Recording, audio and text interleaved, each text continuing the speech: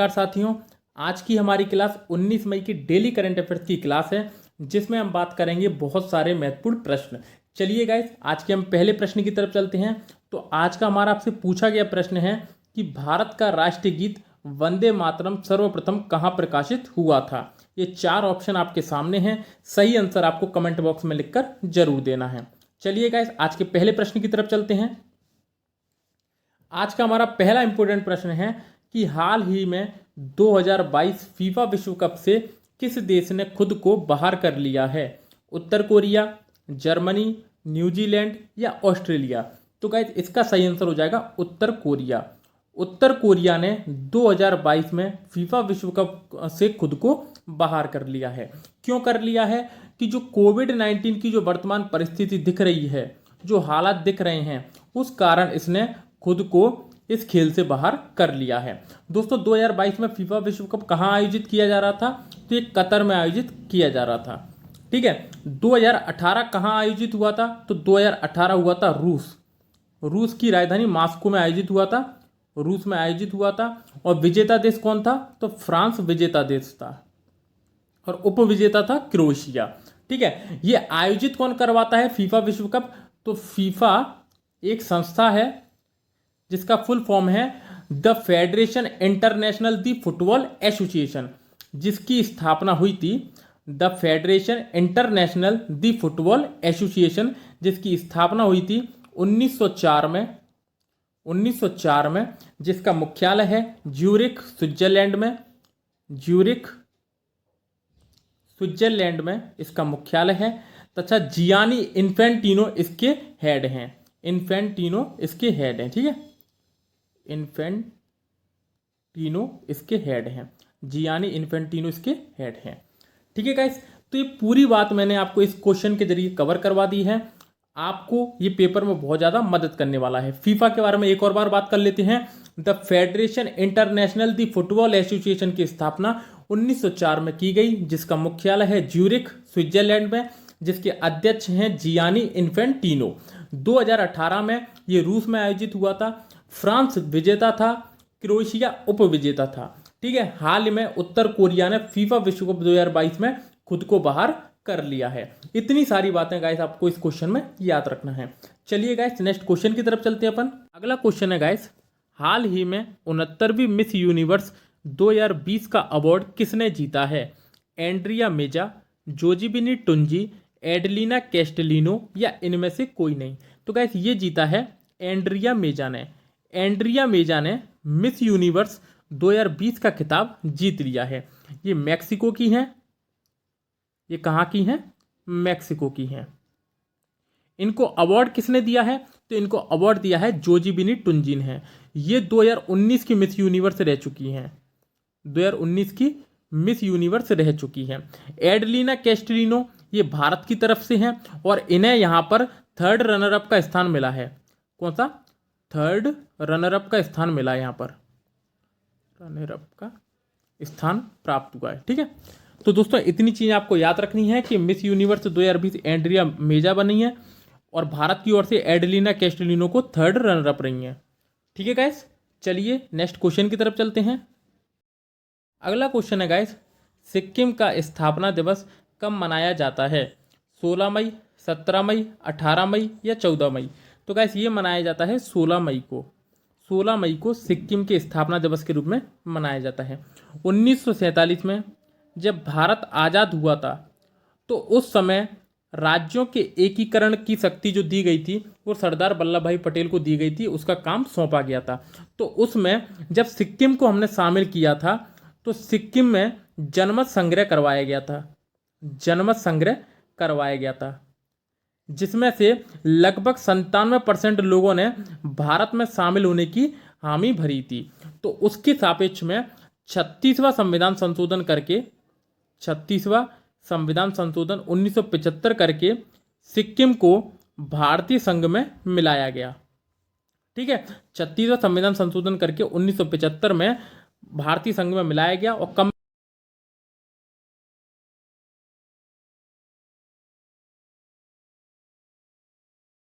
के बारे में, तो सिक्किम की राजधानी है गंगटोक सिक्किम की राजधानी है। प्रेम सिंह तमांग यहाँ के मुख्यमंत्री हैं। प्रेम सिंह तमांग यहाँ के मुख्यमंत्री हैं। गंगा प्रसाद यहाँ के राज्यपाल हैं। गंगा प्रसाद यहाँ के राज्यपाल हैं। ठीक है गाइस, तो ये सारी बातें आप याद रखना। एक लोकसभा की सीट है, एक राज्यसभा की सीट है, तो ये सारी बातें दोस्तों आपको यहाँ पर याद रखना है। सिक्किम के बारे में दोबारा समझ लीजिए कि सिक्किम का स्थापना दिवस 16 मई को मनाया जाता है।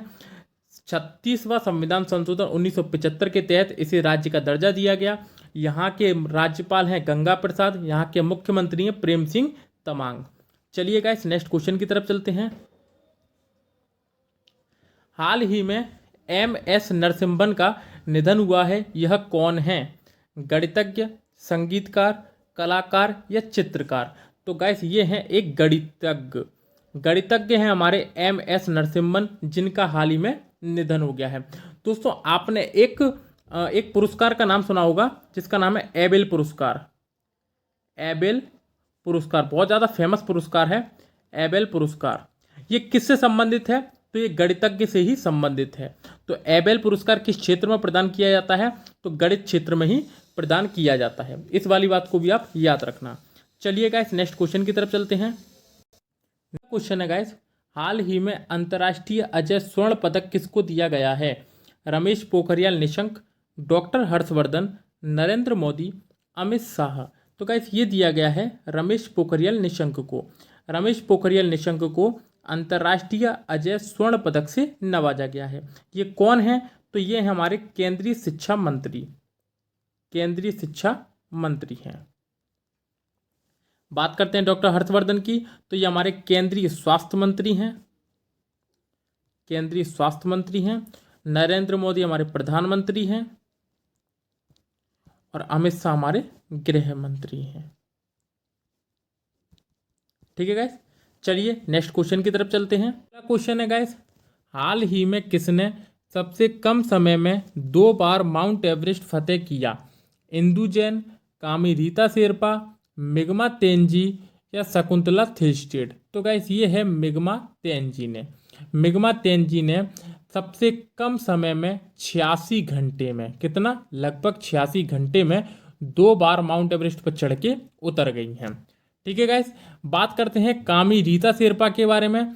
तो ये 25 बार चढ़ चुकी हैं माउंट एवरेस्ट पर। सर्वाधिक बार कौन चढ़ चुका है? कामी रीता शेरपा। शकुंतला थिल्स्टेड, जिन्हें विश्व खाद्य पुरस्कार 2021 से नवाजा गया है, और इंदु जैन, जिसको टाइम्स ग्रुप्स ऑफ चेयरपर्सन की अध्यक्ष थी ये, जिनका देहांत हो चुका है। जिनका क्या हो गया? देहांत हो चुका है। ये बात याद रखना, ठीक है। टाइम्स ग्रुप्स की चेयरपर्सन थी ये। ठीक है गाइस, चलिए नेक्स्ट क्वेश्चन की तरफ चलते हैं। क्वेश्चन है गाइस, हाल ही में नाबार्ड ने किस राज्य के ग्रामीण बुनियादी ढांचे को विकसित करने के लिए धन प्रदान किया है? गुजरात, असम, हिमाचल प्रदेश या राजस्थान? तो गाइस ये है असम को। किसको? असम को। नाबार्ड ने असम राज्य को ग्रामीण बुनियादी ढांचे को विकसित करने के लिए धन प्रदान किया है। 1236 करोड़ प्रदान किया है। कितना? 1236 करोड़ रुपए।